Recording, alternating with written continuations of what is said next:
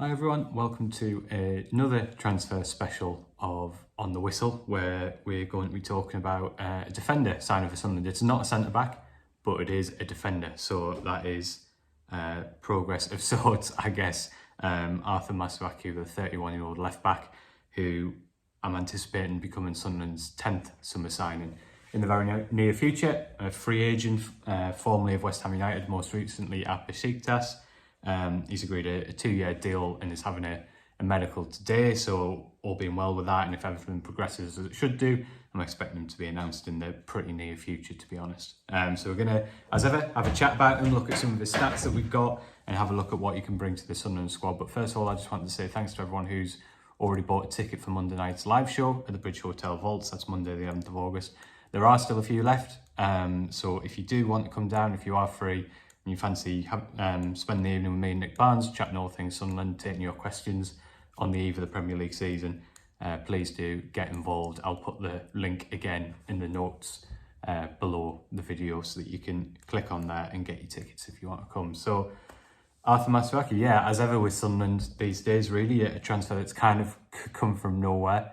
But I think it's a really kind of sensible, quite low risk transfer, really. We're talking about a guy with a huge amount of not just experience of top level football, but specifically of Premier League football. So over 100 Premier League appearances under his belt from a long spell at West Ham. He then moved to Besiktas in the Turkish top tier, where he's been pretty much a regular, really, for the last couple of years. Last season, he made 44 appearances across all competitions. That's the Turkish League, the Europa League, the Cup. So a pretty durable player who's been pretty consistent in terms of his fitness and also his performance level in recent seasons. Just adding that little bit of experience that Régis Lebris has talked about, still wanting to add to his squad. Someone who'll know exactly what we're expecting in the Premier League, and someone who'll just add a bit more cover and depth in those defensive positions, which is something that we have talked about being a potential concern, even if centre-back is obviously the more kind of pressing priority.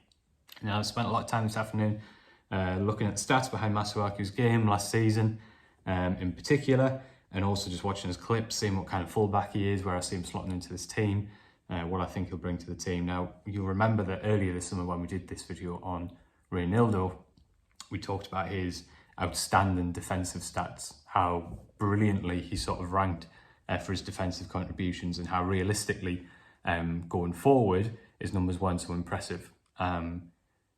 If you were to imagine pretty much the complete opposite of that, you would get Arthur Masuaku. So a completely different player to Reinildo, a completely different kind of fullback. Someone whose defensive statistics in the Turkish Super League weren't bad at all last season, in the same way that Reinildo's attacking stats weren't bad.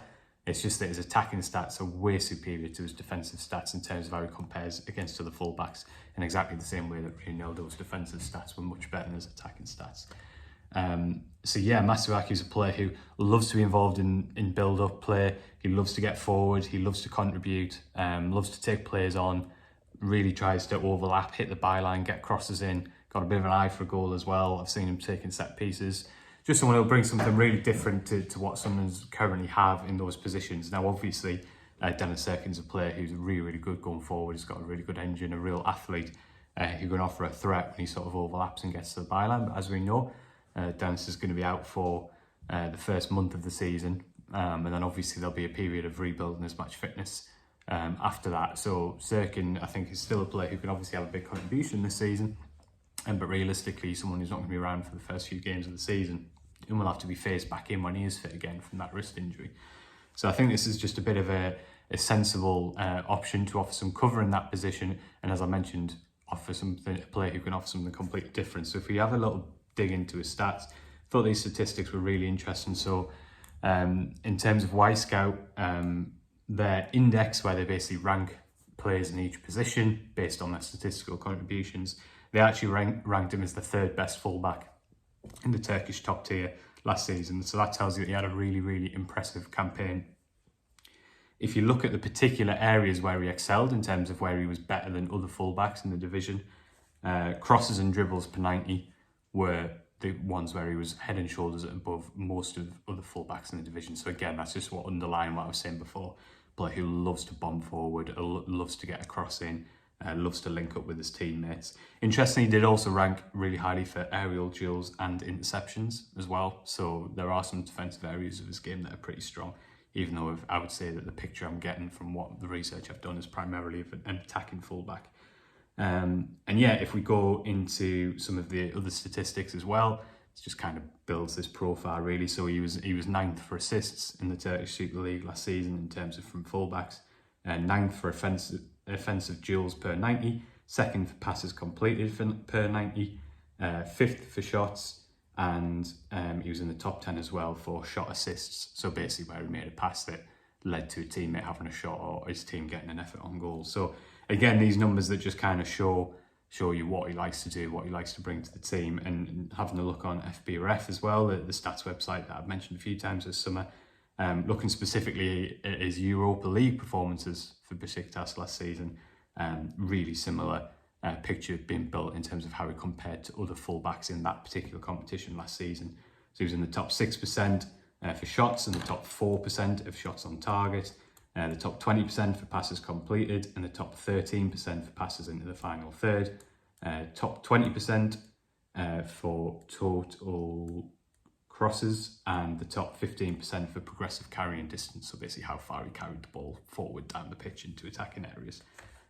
So yeah, I think that what we're seeing here with Masuaku is a player who obviously brings some experience to Sunderland squad, someone who knows what the Premier League is all about, but someone who'll bring a bit of an attacking threat, and as I say, something very different to Reynaldo. Now, I know obviously the concern at the moment is that people are looking at the squad and quite rightly saying that Sunderland need a centre-back.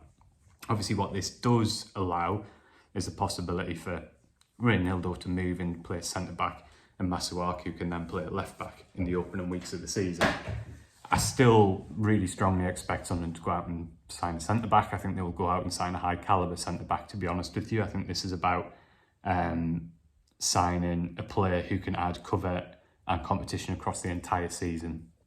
I don't think this is a deal where it's saying, okay, we can't get a defender, we're going to shift Reynaldo across and play Masuaku. I think this is just an option that they're bringing in to improve the competition in those positions, and I still fully expect that there'll be a centre-half coming in.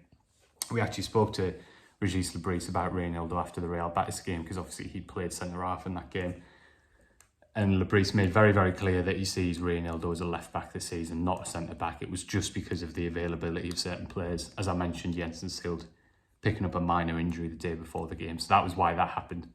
He did say that he trusts Reynaldo at centre-back, as I said before in that video when he signed, a position he's played a lot in his career, primarily as part of a back three rather than a back four. But I don't think that's the sort of long-term play here. I think Reynaldo will play most of his football at left-back this season, and it'll be up to him, Masuaku, and of course Dennis Serkin, when he's fit again, to kind of battle it out for those positions. So yeah, there we go. Hopefully that's given you a little bit of insight on Masuaku and a little bit about how I see that kind of competition developing over the season. I think it was probably one that I was a little bit surprised when I first saw it, and doing my research and watching his clips, probably got more excited about it than I had been initially, just because of what he's done last season in the attacking third in particular is something quite exciting. Has the potential to offer something a little bit different. Maybe a player who could make a little bit of an impact from the bench in certain games, in terms of bringing something different from that full-back position, especially while Serkin is out injured. So yeah, it's going to be interesting to see how he goes. Obviously, the big thing we don't know at the moment is where his match fitness will be at, in terms of if we're looking ahead to that West Ham game, which is now only a week away. Masuaku is, of course, a free agent, so he hasn't been involved in pre-season training, he hasn't been playing games. So that's one that we'll have to monitor really closely. And if and when that gets done, we'll hopefully be able to get some more information on when his fitness is at. So yeah, another reminder, live show on Monday, link for the tickets in the bio for this video. Please come along if you're free and fancy it. Hopefully it'll be a really good night. As ever, thanks for watching. I'll be back with another episode of On the Whistle, probably after the Vallecano game, where I'll reflect on the Augsburg and the Vallecano friendlies. I'll be asking a few questions on social media. We'll do the usual Q&A that we always do after games in that video as well, so keep your eyes out for that and get your questions in. And yeah, so see you very soon. Thanks as ever for watching.